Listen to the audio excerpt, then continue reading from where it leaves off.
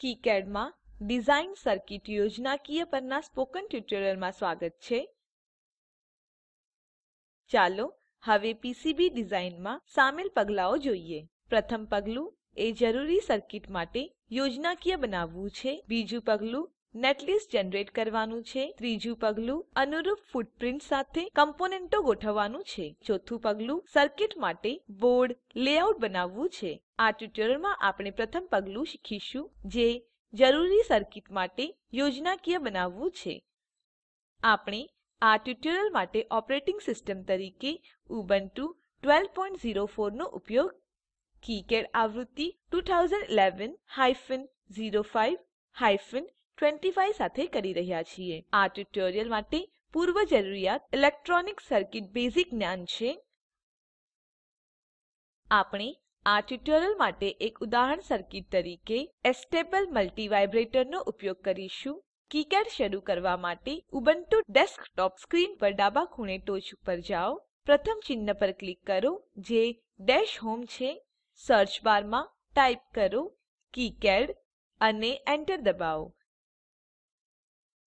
KiCad મુખ્ય window screen પર દેખાશે. નોંધ લો કે ઉબુન્ટુ 1204 માં કિકાડ નું મેનુ બાર ઉબુન્ટુ ડેસ્કટોપની ટોચની પેનલ પર દેખાય છે. એક નવો પ્રોજેક્ટ શરૂ કરવા માટે ફાઇલ ઉપર ક્લિક કરો અને પછી ન્યૂ પર ક્લિક કરો.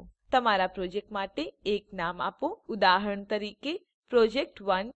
નોંધ લો કે પ્રોજેક્ટ .pro એક્સટેન્શન સાથે સંગ્રહાયું છે. વધુ સારી રીતે જોવા માટે ચાલો આ વિન્ડોનું માપ બદલીએ. નોંધ લો તમારો પ્રોજેક્ટ ક્યાં સંગ્રહાય છે અને જો જરૂરી હોય તો ડિરેક્ટરી બદલો. સેવ ઉપર ક્લિક કરો. સર્કિટ સ્કીમેટિક ઇશ્ચેમાં મદદથી કિકાડમાં બનાવવામાં આવે છે. કિકાડમાં ઇશ્ચેમાં કેવી રીતે શરૂ કરવું તે બતાવું. કિકાડની મુખ્ય વિન્ડો ટોચ પેનલમાં પ્રથમ ટેબ ઇશ્ચેમાં અથવા સ્કીમેટિક એડિટર તરીકે ઓળખાવવામાં આવે છે. ઇશ્ચેમાં ટેબ પર ક્લિક કરવાથી સ્કીમેટિક્સ એડિટર ખુલે છે. એક ઇન્ફો સંવાદ બોક્સ દેખાશે જે કહે છે તેને સ્કીમેટિક્સ મળતું નથી. ઓક ઉપર ક્લિક કરો. આપણે અહીં સર્કિટ સ્કીમેટિક્સ બનાવીશું. ઇશ્ચેમાં વિન્ડોની જમણી પેનલ પર જાઓ. પ્લેસ એ કોમ્પોનન્ટ બટન પર ક્લિક કરો. હવે ખાલી ઇશ્ચેમાં વિન્ડો પર ક્લિક કરો. કોમ્પોનન્ટ સિલેક્શન વિન્ડો ખુલશે. હવે આપણે ઇશ્ચેમાં વિન્ડોમાં 555 ટાઈમર આઇસી સ્કીમેટિક મૂકીશું. કોમ્પોનન્ટ સિલેક્શન વિન્ડોમાં નેમ ક્ષેત્રમાં 555 લખો અને ઓક પર ક્લિક કરો. તે LM555N તરીકે શોધ પરિણામ બતાવશે. આ પરિણામ પસંદ કરો અને ઓક પર ક્લિક કરો. આ કમ્પોનન્ટની સ્કીમેટિક ઇશ્ચેમાં વિન્ડો પર દેખાશે. તે તમારા કર્સર સાથે જોડવામાં આવશે. સિંગલ ક્લિક દ્વારા કમ્પોનન્ટ સ્ક્રીનના કેન્દ્રમાં મૂકો. વધુ સારી રીતે જોવા માટે ઝૂમ ઇન અને આઉટ કરવા માટે તમારું માઉસ સ્ક્રોલ બટન વાપરો. તમે ઝૂમ ઇન અને આઉટ કરવા માંગો છો તે કમ્પોનન્ટ પર કર્સર રાખો. તમે ઝૂમ ઇન અને આઉટ કરવા માટે અનુક્રમે F1 અને F2 કી વાપરી શકો છો. તમે વીસીસી અથવા જીએનડી ન જોઈ શકો એટલે કે ગ્રાઉન્ડ ટર્મિનલ પર 555 આઇસી. જો તમે તે ન જુઓ તો ઇશ્ચેમાં વિન્ડોની ડાબી પેનલ પર જાઓ. શો હિડન પિન્સ બટન પર ક્લિક કરો. હવે ઇશ્ચેમાં વિન્ડોમાં એક રેઝિસ્ટરને મૂકી શકીશું. પ્લેસ એ કોમ્પોનન્ટ વિકલ્પ અગાઉથી આપણા દ્વારા પસંદ કરવામાં આવ્યું હતું. તેથી ફક્ત ઇશ્ચેમાં પર ક્લિક કરો અને તમે કોમ્પોનન્ટ સિલેક્શન વિન્ડો જોશો. નેમ ક્ષેત્રમાં R ટાઇપ કરો અને ઓક પર ક્લિક કરો.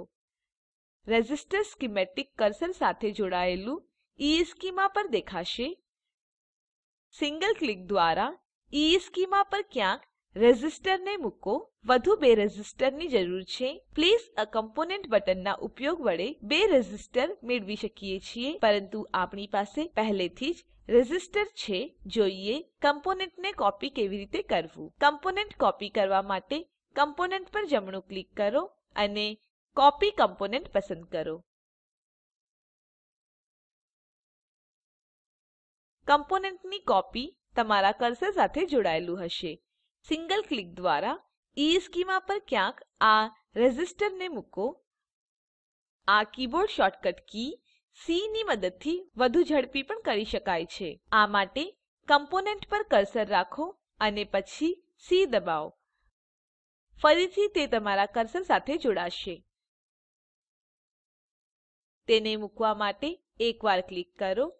શોર્ટકટ્સની યાદી Shift અને ક્વેશ્ચન માર્ક કી દબાવીને મેળવી શકાય છે. અહીં કીબોર્ડ શોર્ટકટની યાદી છે.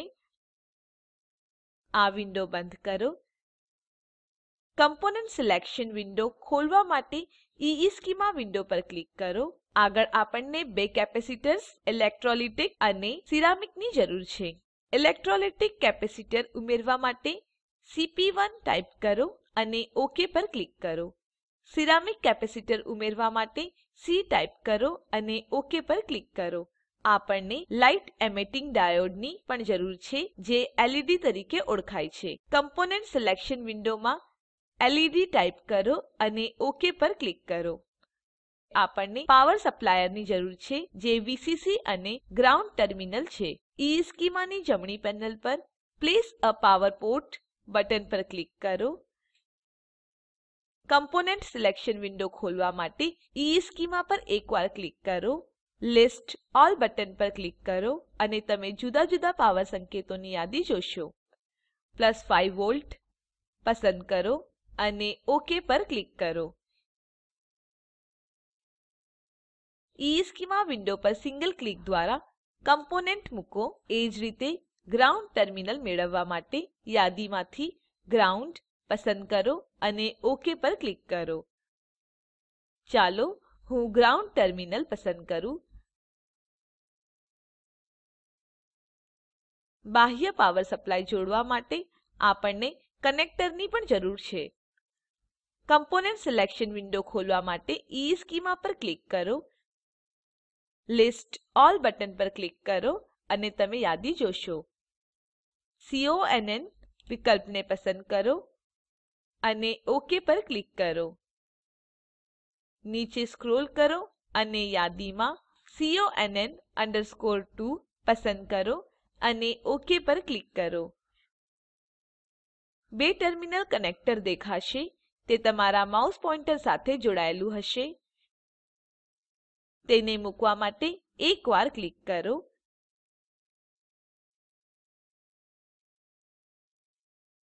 હવે કમ્પોનન્ટને યોગ્ય સ્થળો પર ખસેડીને આપણે તેમને ગોઠવીશું. કમ્પોનન્ટને સ્થળાંતર કરવા માટે શોર્ટકટ કી એમ નો ઉપયોગ કરીશું. કમ્પોનન્ટ ખસેડવા માટે કમ્પોનન્ટ પર માઉસ પોઇન્ટર રાખો. ધારો કે રેઝિસ્ટર અને પછી એમ દબાવો. આપણે ઇશ્ચેમાં પર સિંગલ ક્લિક દ્વારા IC 555 ની જમણી બાજુ પર આ રેઝિસ્ટર મૂકીશું.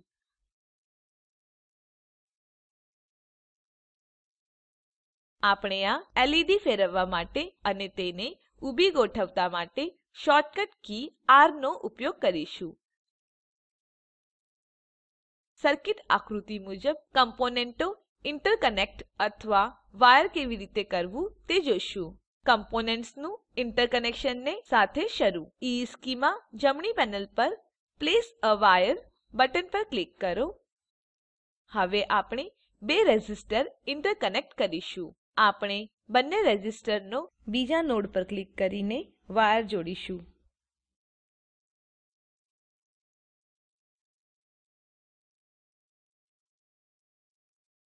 હવે આપણે બે રેઝિસ્ટર જોડતા વાયર સાથે IC 555 ની 7 પિન જોડીશું.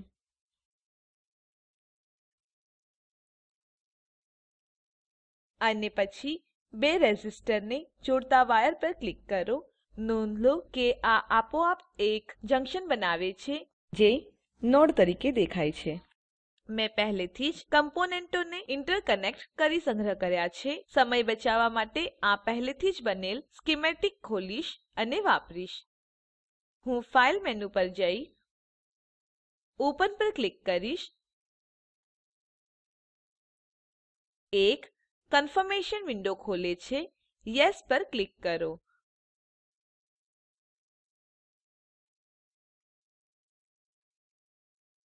હું જરૂરી ડિરેક્ટરીમાંથી project1.sch પસંદ કરીશ.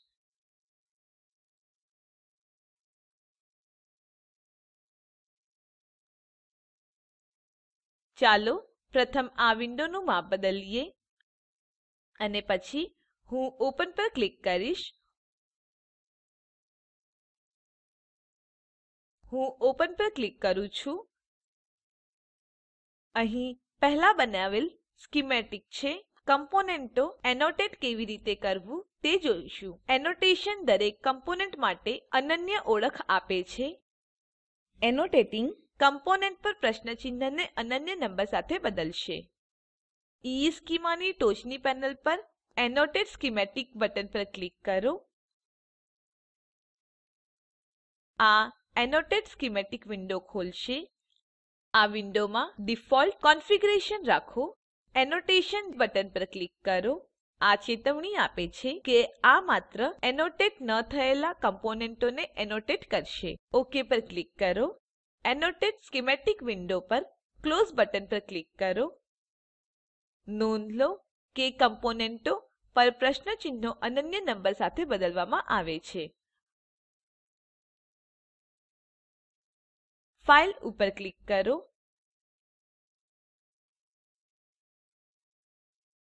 અને આ સ્કીમેટિક સંગ્રહ કરવા માટે સેવ હોલ સ્કીમેટિક પ્રોજેક્ટ પસંદ કરો. ફાઇલ પર ક્લિક કરો અને ક્વિટ પસંદ કરો. આ ઇશ્ચેમાં વિન્ડો બંધ કરશે. હવે કિકાડ ની મુખ્ય વિન્ડો પર જાઓ. ફાઇલ પર ક્લિક કરો અને ક્વિટ પસંદ કરો. આ કિકાડ માં સર્કિટ સ્કીમેટિક બનાવવા પરના આ ટ્યુટોરીયલ ઉદ્દેશ પૂર્ણ કરે છે. ચાલો આ ટ્યુટોરીયલમાં આપણે શું શીખ્યા તેનું સારાંશ જોઈએ. આ ટ્યુટોરીયલમાં આપણે શીખ્યા સર્કિટ સ્કીમેટિક બનાવવા માટે કિકાડ માં ઇશ્ચેમાં વાપરવું. સર્કિટ સ્કીમેટિક નું એનોટેશન. નીચે આપેલ અસાઇનમેન્ટનો પ્રયાસ કરો. કમ્પોનન્ટ સિલેક્શન વિન્ડોની મદદથી ઇશ્ચેમાં પર કમ્પોનન્ટ ઇન્ડક્ટર સ્થાનાંતરિત કરો. શોર્ટકટ કી એ એક્સ અને ય નું અન્વેષણ કરો. નીચે આપેલ લિંક ઉપર ઉપલબ્ધ વિડીયો જુઓ. તે સ્પોકન ટ્યુટોરીયલ પ્રોજેક્ટ માટે સારાંશ આપે છે. જો તમારી પાસે સારી બેન્ડવિડ્થ ન હોય તો તમે તે ડાઉનલોડ કરી જોઈ શકો છો. Spoken tutorial project team spoken ટ્યુટોરીયલોની મદદથી વર્કશોપ આયોજિત કરે છે. જેઓ ઓનલાઈન પરીક્ષા પાસ કરે છે તેમને પ્રમાણપત્ર આપે છે. વધુ વિગતો માટે contact@spoken-tutorial.org પર સંપર્ક કરો. Spoken tutorial project A talk to a teacher પ્રોજેક્ટનો એક ભાગ છે જે આઇસીટી એમએચઆરડી ભારત સરકાર દ્વારા શિક્ષણ પર નેશનલ મિશન દ્વારા આધારભૂત છે. આ મિશન વિશે વધુ માહિતી આ લિંક ઉપર ઉપલબ્ધ છે. spoken-tutorial.org/nmeict-intro. આઈઆઈટી બોમ્બે તરફથી ભાષાંતર કરનાર કૃપાલી પરમાર અને રેકોર્ડિંગ કરનાર હું જ્યોતિ સોલંકી વિદાય લઉં છું. જોડાવા બદ્દલ આભાર.